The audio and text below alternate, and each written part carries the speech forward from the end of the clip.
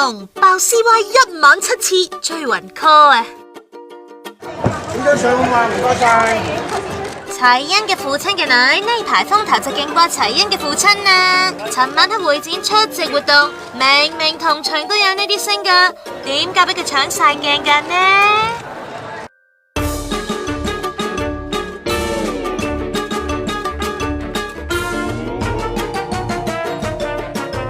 咁有 talent， 會唔會考慮拍下廣告啊？如果有人要求咁，我可能即係睇下個內容係點咁。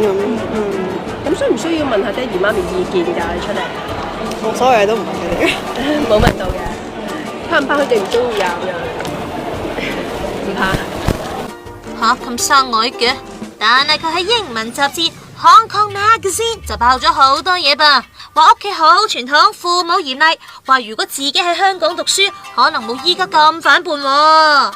佢講到有一次落 club 玩，阿爸凌晨打7次電話俾佢都 miss 咗，聽到電話嗰陣就因為太嘈，只係同阿爸講我聽唔到你講嘢，話 bye。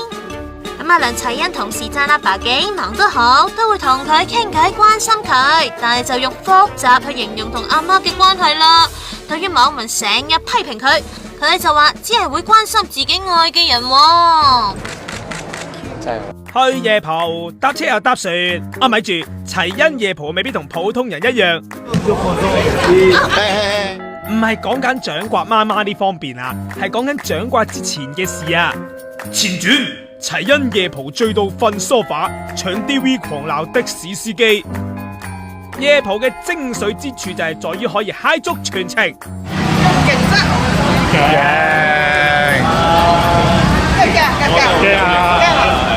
齊恩絕對做到呢一點啊！雖然前晚喺中環阿媽呢巴打完卡，第一 round 齊恩就要瞓低唞唞，不過流力啲嘢你識條鐵呢？專場先係嗨爆嘅開始啊！咁樣咪而家唔啱啊！算啦嘛。喂，呢一站係叫咩站？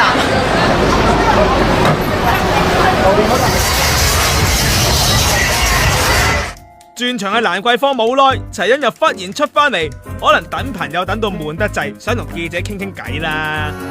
你驚唔驚？自己驚唔驚自己啊？見到勁驚啊！勁驚咁樣嘢。驚啊！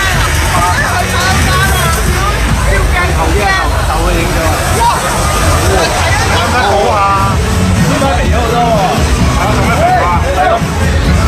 咩肥啊？我肥咗幾廿年㗎啦。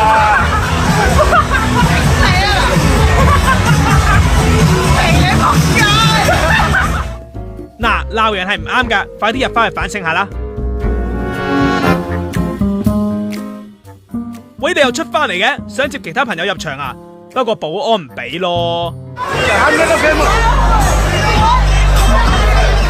狂歡到3點幾，齊恩終於起程翻屋企，途中唔想朋友上鏡，打 Q 死你！想先截的士俾朋友走先 ，good idea。不過，拒載！咩事啊？拒載！上你，你去邊度？我要上車，而家有你拒載。我冇咁多嘅嘢睇住啊！我俾你唔係啦，做乜你睇住拒載？你去邊度啊？我去邊度關你事啊？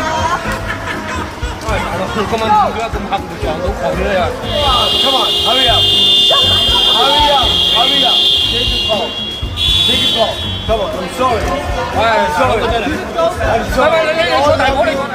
搞咗一輪，齊恩都係唔上車，而係同朋友繼續走，仲想搶記者 DV 添。喂，整下部機喂！喂！之後去咗附近嘅餐廳度避難，跟住媽媽就出現啦。你唔好惹我朋友冇啊！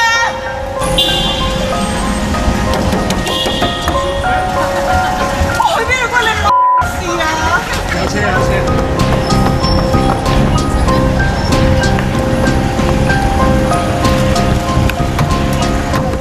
呢個係一個有情有義為朋友赴湯蹈火截的士嘅故事。不過，雖然話就話係 Halloween 啫，但係半夜3更咯，特首千金化身白衣女鬼喺街頭，難免較為矚目嘅。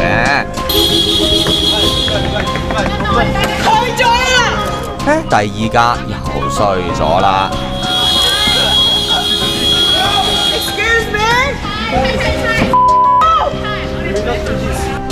佢之後索性企咗路中間啊，成個身擋住啲車啊！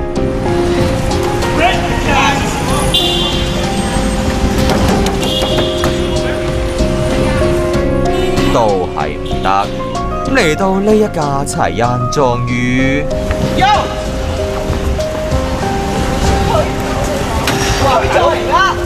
咩事啊？拒載，上你去邊度？我要上車，而家你拒載啊！我冇咁多計嘢睇住啦，我俾你拒唔係啦，咁樣你睇你拒載，你去邊度啊？我去邊度關你事啊？最終都係冇人上到車，之後齊恩仲你唔好惹我朋友冇啊！司機大佬都俾佢搞到爭啲跌低啊！搞咗大輪，齊恩又入到另一間夜店避風頭。大概10分鐘之後，媽媽唐青兒到場，往後發生嗰一幕，相信大家都睇晒片㗎啦。你俾佢哋㗎啦。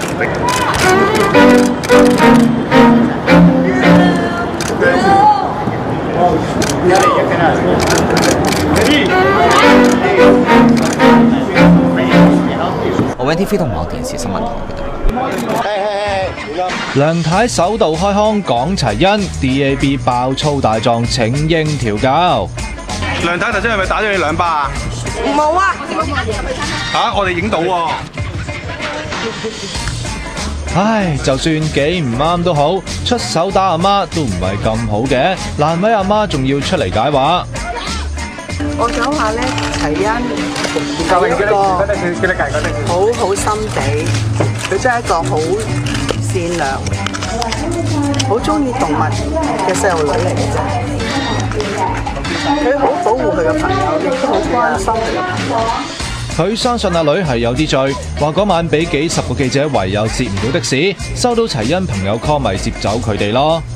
佢嗰晚嘅行為咧係絕對唔會係想冒犯任何人。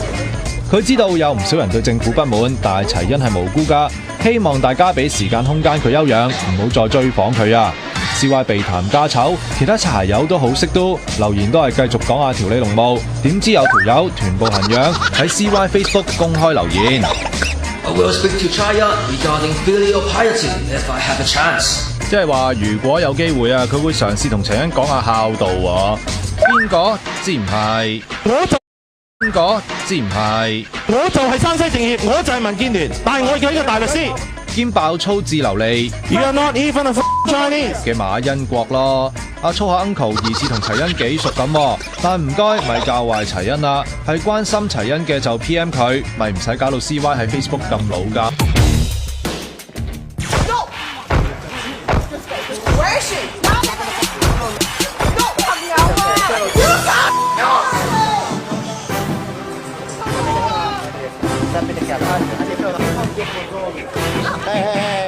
相信呢條片大家都已經 loop 咗成日㗎啦，而齊恩同齊恩媽媽嘅關係呢段片亦都已經交代得好清楚啦。事緣前晚 Halloween， 齊恩就同班 friend 瘋狂夜蒲風雲節的士，再瘋狂夜蒲風雲節的士，玩到凌晨3點幾，諗住翻屋企㗎啦。點知飲大咗嘅齊恩疑似唔滿意周街的士冚旗，同太多記者追訪，喺馬路大吵大鬧。最後搞到要入餐廳避難，驚動齊恩媽媽搭的士去救援，結果冇咗我朋友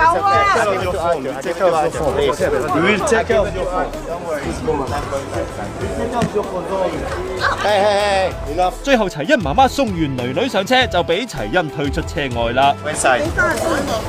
當然齊恩之後就安全翻到禮賓府。至於齊恩媽媽就翻去老蘭附近餐廳避難。梁太頭先係咪打咗你2巴啊？冇啊！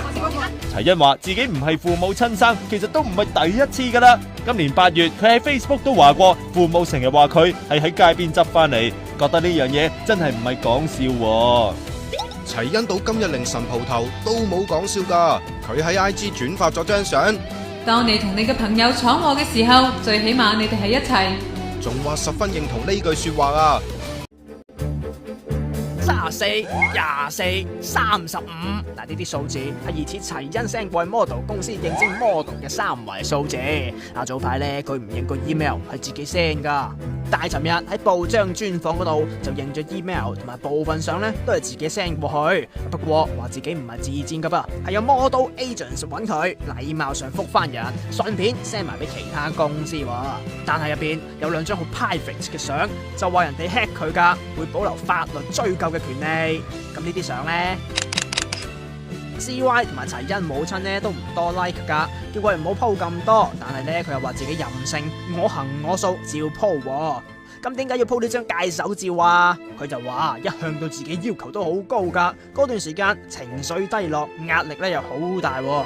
唉，做得 CY 女，壓力梗係大噶啦。佢仲話細細個嗰陣 ，CY 就教佢做人嘅態度同埋道德噶啦。我哋都係喺聖保羅讀書 ，Daddy 特登要我哋喺麥當勞前面停低，要我哋行嗰段路。話咁樣做係唔想佢哋嬌生慣養，有網民質疑佢作古仔，幫 CY 粉飾形象。講咁多，等我哋都試下行下先。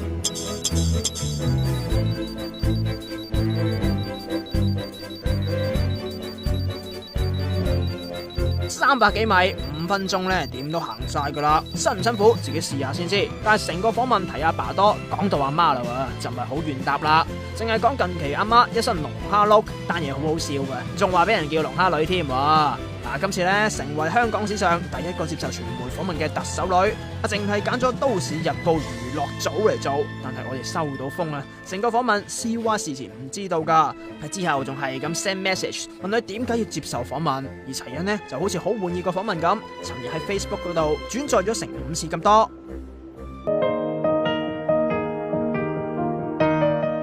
正所謂情感有若行李，但要走總要飛。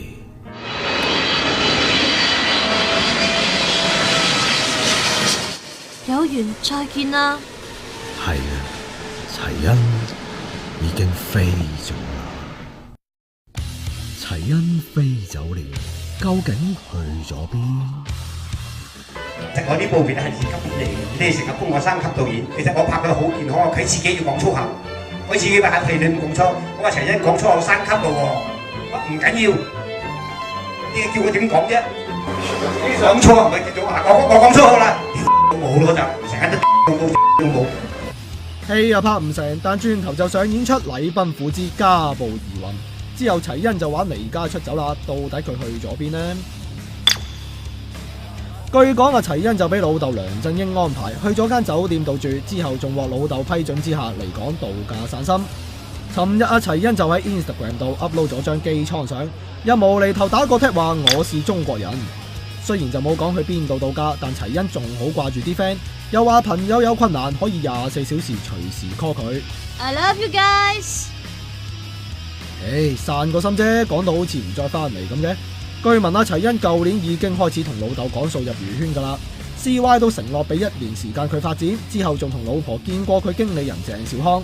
但齊恩早排就無啦啦接咗套3級片，搞到兩老好唔 like， 仲講到明9月前喺娛圈冇乜發展嘅話，就要修心養性翻英國開學。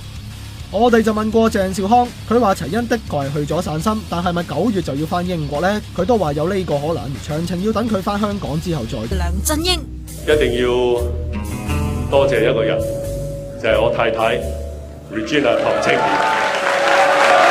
佢背後嘅女人，大家對佢嘅認識，除咗似足乜太，仲有就係相信大家對呢個準第一夫人知嘅都唔多噶啦。佢有啲咩不為人知嘅秘密呢？我哋嚟個身世大揭秘。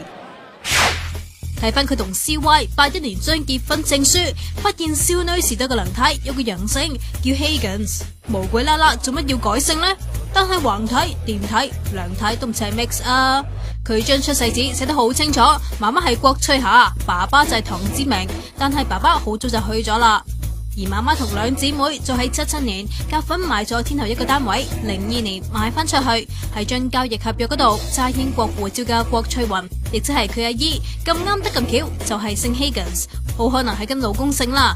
咁即係話梁太中途跟呢位英籍親戚改姓，可能係俾佢哋領養，仲入籍埋英國添。我諗我冇嘢同你講噶吓，唔好意思。係啊。有乜嘢你問翻特首辦啦。係嘛？唔該你。好，拜拜。到90年代，佢同媽媽合組公司投資物業。呢個時候開始，個簽名又改翻做 Higgins， 從此消失啦。有律師就咁睇，話梁太改咗個西人姓，都係方便申請英國護照，慳翻啲學費。一般嚟講，就可能係當地學生等於海外生俾嘅1/3。即係可能有啲優惠嘅，有啲情況即係可能嗰啲大學可能話學院佢會俾一啲學費減免，或者係即係可能又平少少咁，但係佢都唔會話完全等於 local 學生。佢填寫即係假嘅資料，嗰個唔係佢阿媽，佢填話嗰個係阿媽，咁就有欺詐成分啦。後任特首辦就覆咗一句，話梁太同3個仔女都係中國籍喎。糖糖，又係你出場嘅時候啦！你呃人，你呃人，你呃人。生活尋找快樂，我要永遠離開呢個家。如果我要更好嘅生活，尋找快樂，我要永遠離開呢個家。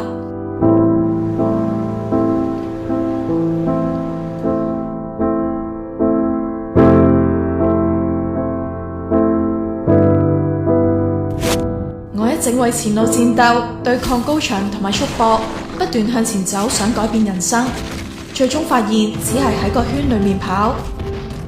星期一 post 過自己受傷嘅腳，齊欣喺禮拜2朝6點半喺 Facebook 一連出咗7個 status， 而最令人關注嘅就係呢一個。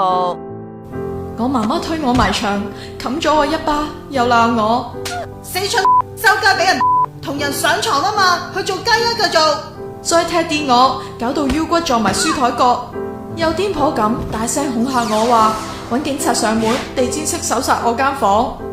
佢人前嗰個樣同人後完全唔一樣。如果我喺一棟大廈嘅20樓，而唔係喺禮賓府，我會諗都唔諗就跳落去。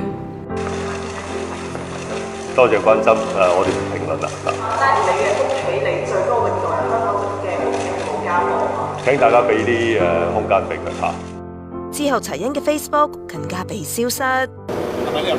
到接近11點，就有個女子由禮賓府報案，據悉係一個梁小姐報稱俾人用玻璃襲擊受傷。警方嘅發言人就話，因為報案人無需協助，力求警協助處理，但係咪齊欣報案，警方就冇透露啦。11點幾，齊欣個 Facebook 又再復活返，不過就話因為父母嘅關係，連作為一個香港公民去報警同埋急症室嘅權利都冇晒入。透露自己報過2次警，又話自己被要求報平安。警察話呢，冇人受傷，咁因此呢，救護車呢亦都之後離去。認識齊欣嘅朋友呢，知道齊欣嘅健康呢係有一啲問題嘅。我哋喺英國嘅時候又好，或者喺香港呢，都不斷去陪佢睇醫生。佢亦都得到好嘅專業嘅照顧。今朝呢，我聽到話有救護車。同埋咧，係警察去咗禮賓府之後呢，我就即刻趕翻去了解情況。佢就仲話冇人打過女，強調天下父母心，只有仔女口中不是嘅父母，冇父母口中不是嘅仔女㗎。